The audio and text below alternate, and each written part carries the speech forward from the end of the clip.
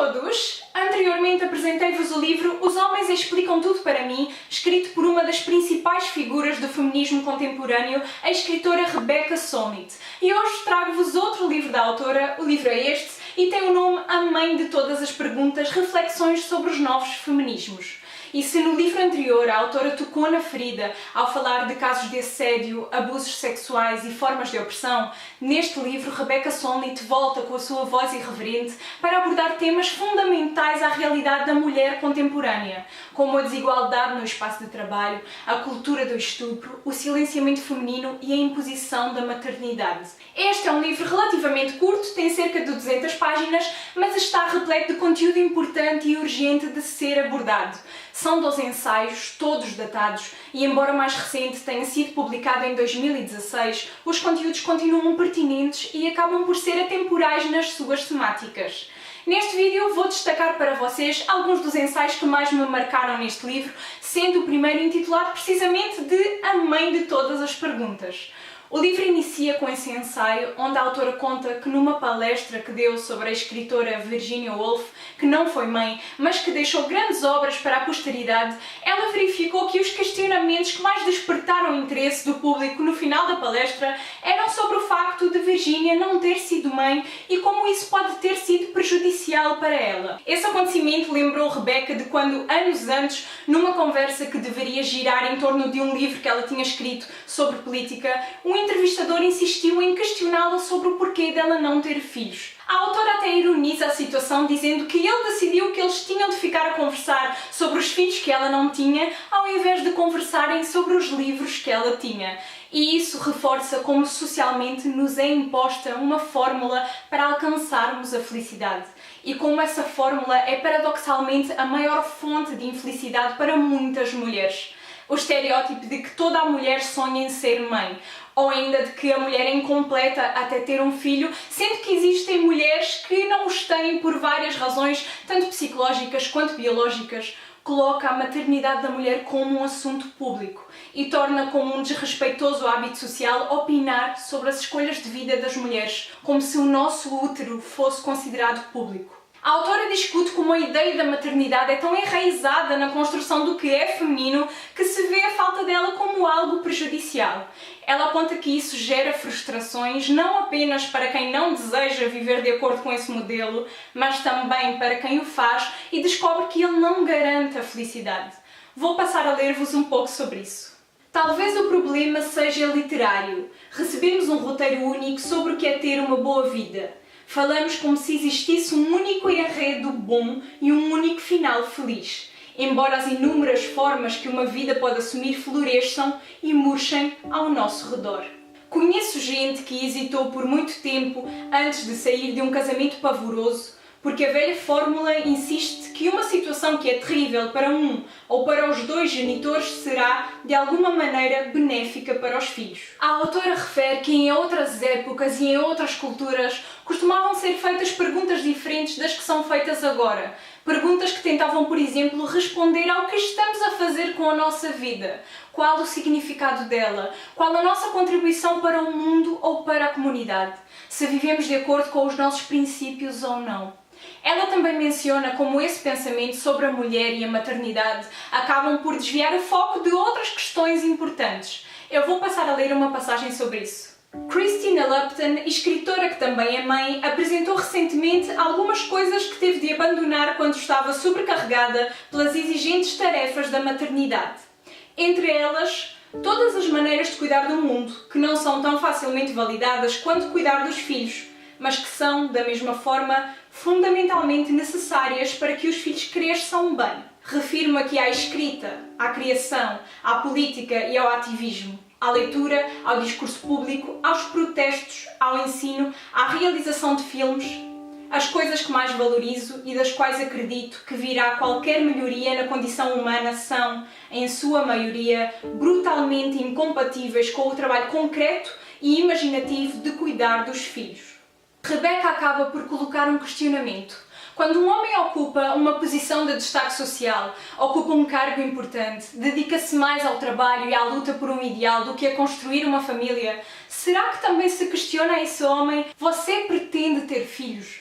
Outro ensaio que me marcou no livro tem o nome de Uma Breve História do Silêncio. Ele é um ensaio que nos elucida sobre como por décadas as mulheres têm tido as suas vozes silenciadas e como o silêncio tem sido central na própria história das mulheres. Como isso afetou que histórias fossem contadas, que mulheres se salvassem e que criminosos fossem culpabilizados. E que esse é todo o objetivo da violência de género, desumanizar as mulheres silenciando-as. Vou ler-vos agora algumas passagens sobre a questão. O silêncio é o que permite que as pessoas sofram sem remédio, o que permite que as mentiras e hipocrisias cresçam e floresçam, que os crimes passem impunes. Se nossas vozes são aspectos essenciais da nossa humanidade, ser privado de voz é ser desumanizado ou excluído da sua humanidade. E a história do silêncio é central na história das mulheres. Rebecca mostra-nos também o quanto uma sociedade patriarcal dominada por homens, onde homens detêm o poder, sai beneficiada com o silêncio das mulheres. Ela refere que as mulheres não se beneficiam do silêncio feminino, mas os homens encontram benefícios no silêncio masculino. O silêncio foi o que permitiu que os predadores atacassem ao longo das décadas sem impedimentos. É como se as vozes desses homens públicos importantes devorassem e aniquilassem as vozes dos outros num canibalismo narrativo. Tiraram-lhes a voz para recusar e lhes infligiram histórias inacreditáveis. Inacreditável significa que os poderosos não queriam saber, ouvir, acreditar, não queriam que eles tivessem voz. As pessoas morriam por não serem ouvidas. Então algo mudou. A autora refere que é importante que o silêncio seja reconhecido como uma condição universal da opressão e que existem muitas formas de silêncio e de silenciados. As pessoas são silenciadas pela sua classe, raça, pobreza e riqueza, e em muitos casos de abusos sexuais e violência contra a mulher, as mulheres são silenciadas pela vergonha, pelo medo de falar, pelo medo de serem mortas. O silêncio e a vergonha são contagiosos, mas a coragem e a fala também. Rebecca comenta também sobre a onda de denúncias de estupro, um fenómeno social que começou a tomar proporções cada vez maiores desde 2014 e que, de certo modo, traz a esperança para que pessoas que foram silenciadas ao longo de toda a história possam vir agora a ser ouvidas e a exporem os seus pontos de vista. A autora acredita que tudo isso é um movimento sem volta. A tarefa de chamar as coisas pelos seus verdadeiros nomes, de contar a verdade da melhor forma possível, de saber como chegámos aqui, de ouvir especialmente os que foram silenciados no passado, de ver como as inúmeras histórias se encaixam e se separam, de usar qualquer privilégio que possamos ter recebido para acabar com os privilégios ou para ampliar seu escopo, tudo isso é tarefa nossa. É assim que construímos o mundo. Ao longo dos 12 ensaios deste livro, a autora questiona várias visões de mundo que nós consideramos como verdadeiras e únicas. Apresenta-nos leis, estudos de caso e estatísticas que refletem a realidade da violência contra as mulheres. Até estudos que põem em xeque as informações que tínhamos, por exemplo, sobre os primeiros grupos humanos. Rebecca questiona também as imposições feitas a cada género. Ela refere que o sexo é biológico e o género é socialmente construído. O primeiro está nas nossas roupas e genes e o segundo nas nossas cabeças.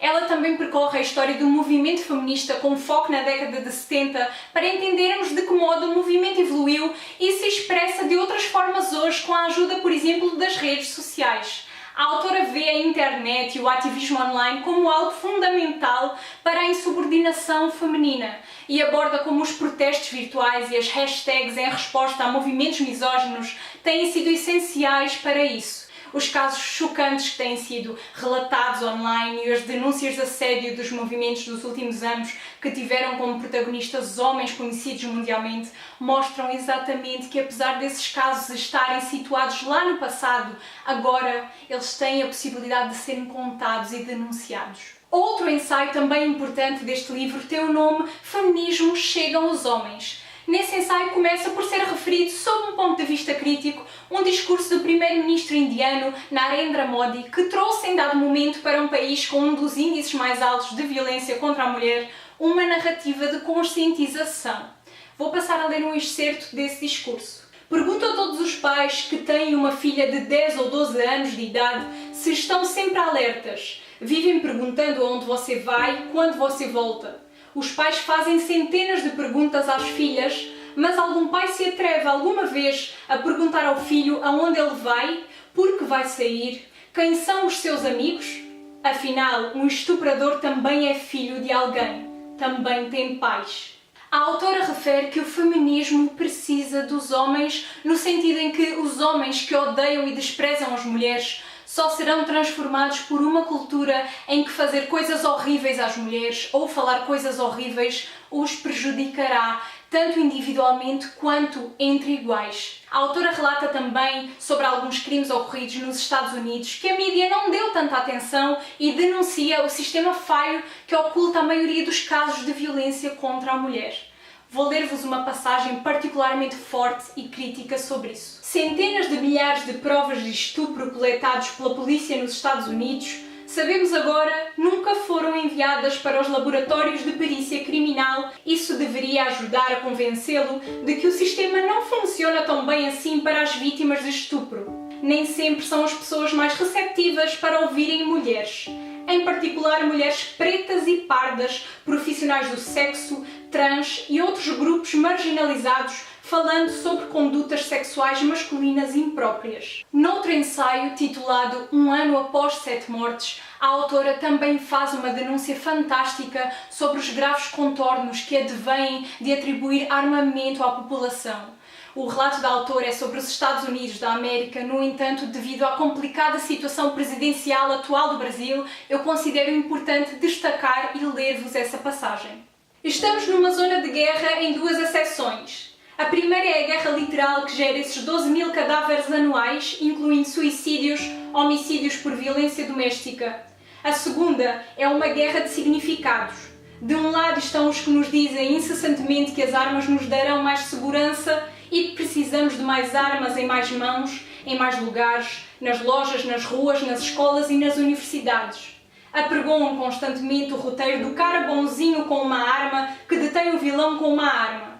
Quando uma criança pequena encontra uma arma e atira em amigos, irmãos e pais, dizem-nos que foi um acidente terrível e não que é uma coisa provável de acontecer com armas ao fácil alcance. O argumento a favor de mais armas não trata de factos e sim das armas como símbolos de identidade, de fantasias de domínio, controle, sujeição. Outro dos ensaios presentes neste livro, e o último que acho relevante abordar-vos, tem como título O Caso do Agressor Desaparecido, e a autora apresenta um folheto do Centro de Prevenção e Controle de Doenças dos Estados Unidos, um folheto aparentemente preventivo com o nome Beber demais pode trazer muitos riscos para as mulheres.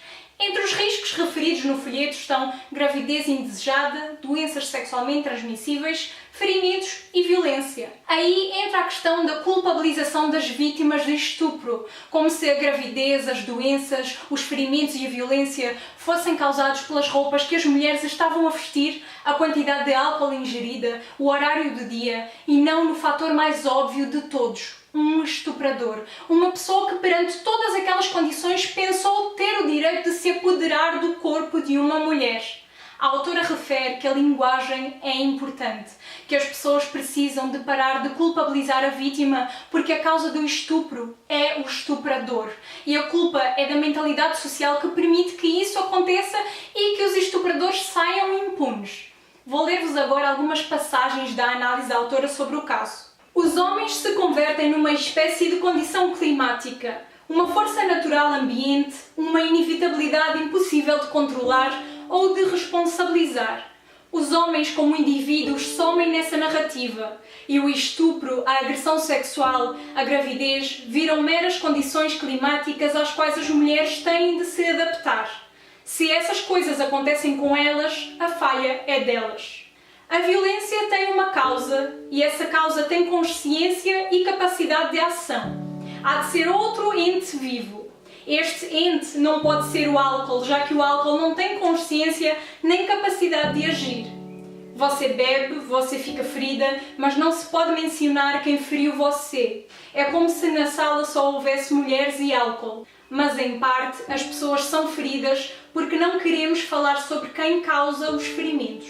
Na introdução deste livro, Rebecca Solnit esclarece o leitor de que se trata de um livro feminista, mas que não se debaterá apenas sobre a experiência das mulheres, mas sim sobre a de todos nós.